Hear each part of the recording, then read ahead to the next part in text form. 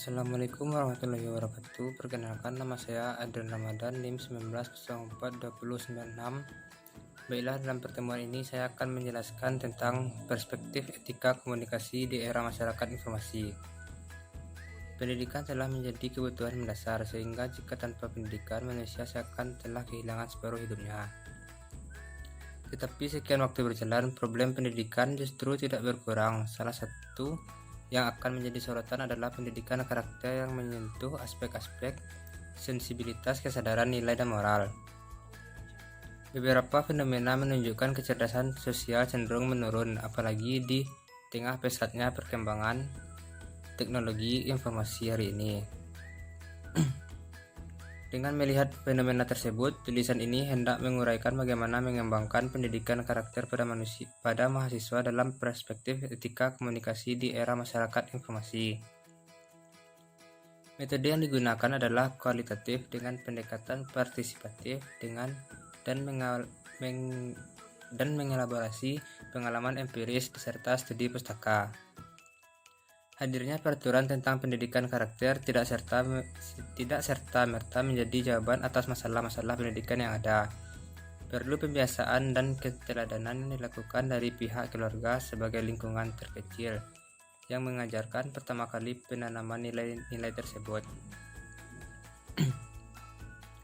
Membaca persoalan pendidikan pada kasus-kasus yang manifest dan spontan agak lebih mudah. Sebaliknya, perlu analisis mendalam pada soal pendidikan yang lebih diakibatkan dari akar problem yang lebih terstruktur dan sistematis.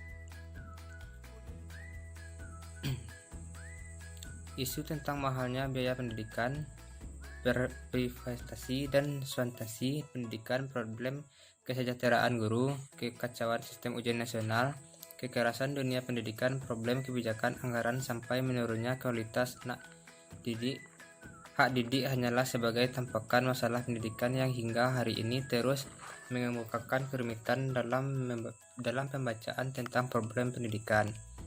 Hadirnya sejalan dengan kerumitan menemukan problem mendalam tentang manusia dan kemanusiaan, bagaimana nalar pendidikan meletakkan subjek manusia dalam seluruh orientasi yang dikembangkan.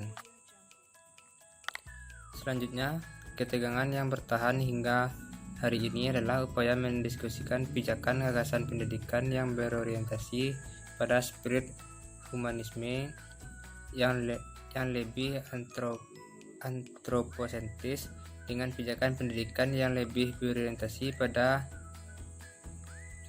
teosentrisme dengan keutamaan religiositas, akhlak, dan moralitas. Keduanya tidak untuk diakhiri dengan sebuah perdebatan bahwa pendekatan kemanusiaan lebih membumi daripada ajaran-ajaran doktrin tentang ketuhanan, ataupun sebaliknya. Dua orientasi tersebut seharusnya bisa ditemukan simpul sintesisnya sehingga mampu diintegritas bersama-sama. Akhirnya, tawaran solusi atau problem pendidikan menjadi cukup beragam. Secara historis, problem pendidikan bertumbuh seiring dengan pertumbuhan Indonesia sebagai bangsa pendidikan, bukanlah entitas yang berdiri sendiri. Ada mata rantai yang kerap terputus dalam membaca proses pendidikan, hingga beberapa penelitian berkaitan dengan hal mendasar. Salah satunya pendidikan karakter, mencoba untuk mengurangi benang kusut tersebut. Penelitian yang dilakukan oleh Saiful Bahri melihat tentang fenomena dekadensi moral di kalangan para remaja karena pengaruh perkembangan teknologi. Secara khusus, menurut media internet sebagai salah satu mata rantai yang memberikan dampak lunturnya budaya-budaya lokal dan berkurangnya rasa nasionalisme karena pengaruh budaya luar. Dengan mencermati sikap remaja mengikuti perkembangan mode, mulai fashion, gaya rambut, handphone, cara berpakaian, hingga cara bertutur yang kurang sopan.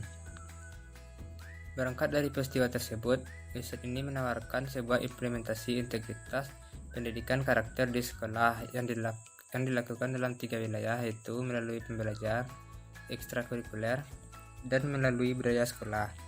Pada kegiatan pembelajaran dirancang agar peserta didik mengenal, menyadari atau peduli dan mengintegrasi nilai-nilai dan menjadikan perilaku. Sementara di lingkungan sekolah menumbuhkan budaya sekolah yang efektif dan berkarakter, baik itu kepala sekolah, para pendidik, dan juga kerjasama dengan masyarakat.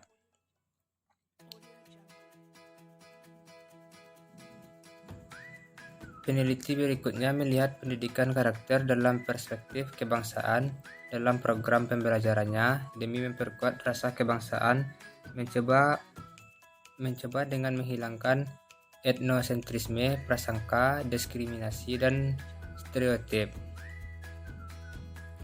Peserta didik juga tetap diperkenakan dengan budaya lokal, diajak berpikir tentang apa yang ada di sekitarnya, serta diajak berpikir secara internasional dengan tetap peduli pada kondisi sosio-budayanya et locally and global. Pendidikan karakter dengan pendekatan pembangunan karakter. Baiklah, sekian dari saya. Saya akhiri dengan Assalamualaikum warahmatullahi wabarakatuh.